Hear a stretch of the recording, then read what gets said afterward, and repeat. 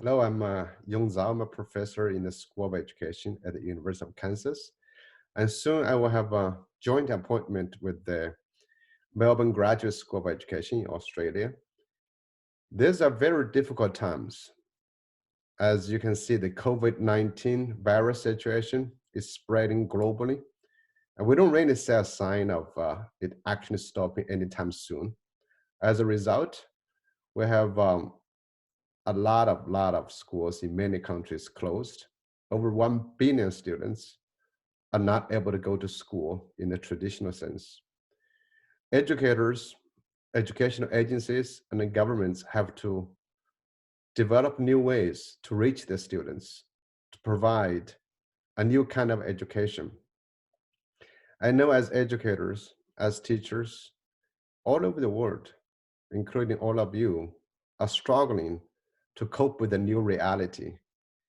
And so I'm very happy to take the opportunity to share with some lessons, some observations I've had over the last few weeks. I've had the good fortune to interact with education leaders, education providers, teachers in many different countries over the past few weeks. I think, to simply summarize, there are really two mindsets about what to do when schools are closed. One is that we have to replicate schooling online.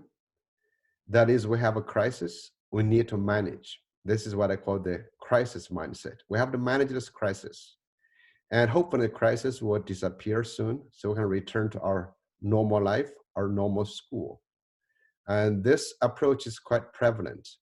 And so, what happens is that very often schools are being asked or choose to replicate themselves online. And they try to teach the same curriculum in the same way, following the same timetable, and following the same organization, still forcing millions of teachers literally to deliver online education when unprepared. The other approach I think is more desirable is an opportunity mindset. That is, they view this not as a crisis they have to manage, but instead that they see the opportunities hidden in this crisis, the opportunity to reimagine what education can be, what education could be. This is a great, rare opportunity, albeit with all the tragedies that come with it, to rethink, do we have to teach the things we used to think we must teach? Do we have to teach the same way we used to teach? Do we have to organize our students in the same way we used to teach? So what I will share is really what I think the second mindset. Let's think about what's important in life. Why do we deliver education? Schools have always been controlled by the grammar of schooling. That is, we have to deliver what's been prescribed in the curriculum. We have to deliver that curriculum in a set amount of time. We have to have the bells between 45 minutes or 40 minutes. We have to do a lot of things. But now, a lot of this pressure, honestly, is gone. And for example, we know all the high stakes examinations are removed. And no government or agency should reasonably expect us to actually deliver exactly the same thing as we used to do, and then give exams to assess our students. So that pressure is kind of gone. And also at the same time, we know children are in their homes, isolated. And there's a lot of fear, there's a lot of uncertainty. Should we ethically really expect them to focus more on academic content? Maybe we should think about something else. Maybe their psychological well-being, their social emotional well-being is more important than academic content. We can miss 3 months of academic content, but that's 3 months if it causes tremendous trauma in our children's psyche, in their mind, and that actually is very hard to recover. So, I think we need to think about what's important. I think right now, let's talk about caring of our children, but also at the same time, forcing all the teachers to deliver online when they are not ready, they're unprepared, and they're untrained. I think it's already going to add to the trauma our teachers are experiencing, the panic, the concern, the worry. Our teachers are human beings. I mean, all of us have a life, we have families, we have relatives, we have friends, and of course, we have our students to worry about. This is time to return education into a human activity. And this is the where I say the hope lies. So I think, let's take the opportunity to really seriously ask ourselves as a community to say, what's worth teaching? Why do we even have education? And then from that, let's think about how do we organize this? Do we still have to teach them in the same way? We get up at a certain time, we teach them 45 minutes lesson with or without them learning? Probably it's a bad idea. So let me think about it. Let me actually share with you what I think is worth teaching, what's absolutely essential at this time. One area I really want to focus on is something called global competence. I don't mean the traditional language, knowledge of other countries. I really think I'm thinking about how can our children live peacefully and share the prosperity or the opportunity to prosper in the future world. The COVID pandemic has exacerbated the situation of rising nationalism, xenophobia, isolationism, racism. I'm very concerned about the future of our children. I think right now we see a rise in human conflicts, violence against each other, protectionist view of the world.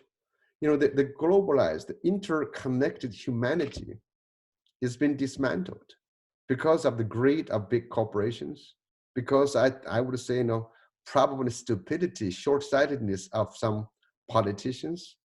We're all thinking about working the best for selfishly think about ourselves, but we know there's no return. Human beings already live in a mutually, mutually interconnected, interdependent world.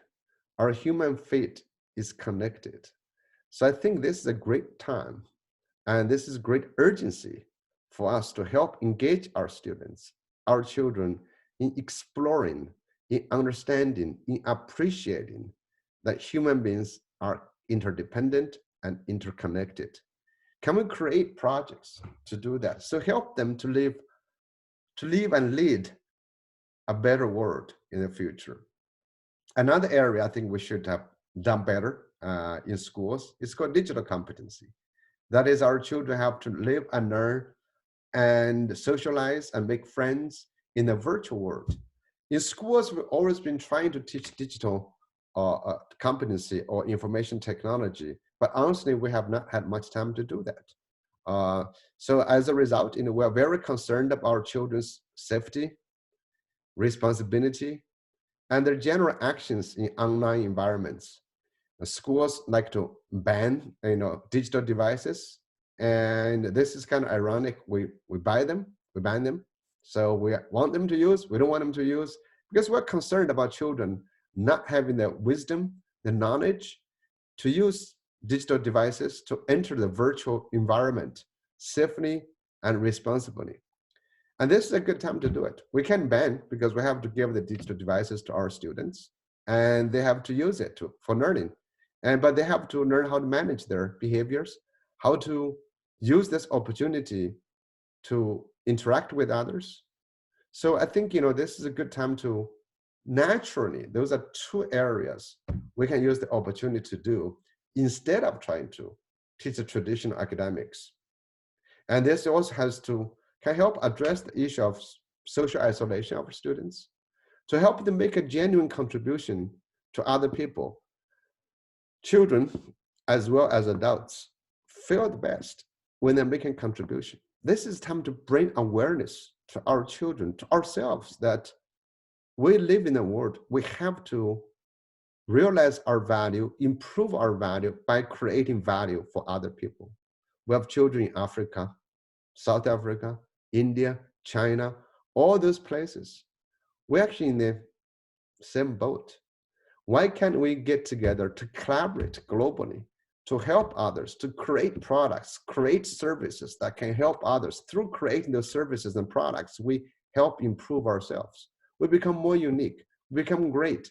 And that greatness comes as a result of us helping others. That's what we call entrepreneurship education, social entrepreneurship, entrepreneur learning, which then come down to the idea about how to teach. I really think this is a time to break down the classroom barriers, the subject barriers. These teachers, let's work together as big teams and organize genuine, authentic projects. So students cross multiple classrooms, multiple subjects, multiple grades, they can work together. And so they don't have to stare on the screen. So they can spend more time with their families, conducting research about themselves, about their environment, about their community.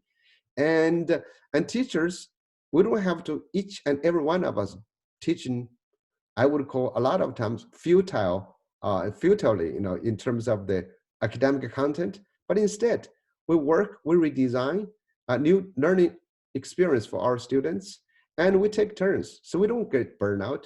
And we, through this redesign, we learn, we improve. I think the redesigning the online experience, hopefully, is the best form of professional development for us. So we can take the opportunity to rethink what we used to do, what we might do, and what we will do in the future. I think this is just a time for us to liberate ourselves, since all the traditional bonds have been broken. And this is a good time to think about this. And also, I think I want to emphasize the idea that when we do the redesign, rethinking, we should accept the idea, as I said before, that schools have been criticized, the traditional school. So when we return to our old school, it's the same school, but hopefully we will not return to the same education. The education should be different. After this pandemic, after our reflection, after our redesign, I hope we'll have a different form of education we will offer. I hope this actually will help us rethink, reimagine everything we do. As I just wrote a blog post on my website, I called Tofu is not cheese. And it doesn't smell like it, it doesn't taste like it, doesn't even look like it. And let's not pretend, schools are not closed. Let's not pretend tofu is cheese or make it taste and smell like cheese. And I think online, right now, we're online, schools are closed, we're doing online. Online cannot replicate all functions of schools. You cannot provide childcare, for example. You cannot, deliver free meals. But online is not a lesser version of face-to-face. Online has great potentials. Trying to replicate schooling in an online environment is going to waste a lot of great potentials. So let's work together to rethink, reimagine, redevelop a new form of education, online or in combination with physical, presence. I myself have been working in this area, just to give some examples. I hope this might help inspire you or attract you to join me in doing some of the work.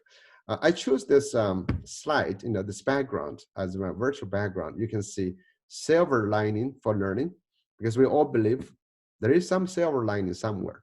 And this is a panel discussion I helped organize of group of experts. We do a live TV show on YouTube every Saturday, and from 5:30 to 6:30 Eastern time in the US. We invite guests. What we try to explore is not to cry or lament an unfortunate crisis caused by COVID-19. Instead, we try to look for the silver lining. We try to explore new possibilities. So if you get on our website, you can check out the recordings, the videos. We're talking to a lot of different educators to see how they reinvent, how they rethink, how they create opportunities, create hope out of the disaster, out of the crisis. I'm also working on a number of other projects, and everyone can be involved in this. We're invited to think about this. One of them is called HIP, Human Interdependence Project, HIP. And we're trying to create online courses, online camps for students in different countries to join and to create authentic products, to explore how human beings are connected economically, politically, socially, culturally, and how and why we cannot just be good by ourselves. We cannot be selfish. And this will be online courses. We have also summer camps to explore these opportunities. I hope you can join me and think about those. And of course, you may come up with your own great, grand ideas. But overall message is fairly simple, is that a crisis is a terrible thing to waste.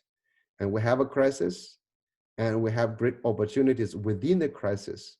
And I hope, let's work together, we will be able to exploit the opportunities to have a better education. And again, to conclude, I hope we'll remember a curriculum is much less important than the human child in front of you, in front of all of us. Education, after all, is about educating the child, is about helping each and every child to grow, not about transmitting the traditional curriculum. Now we have opportunity to truly try that. And I hope you'll join me and think about those things. Thank you very much.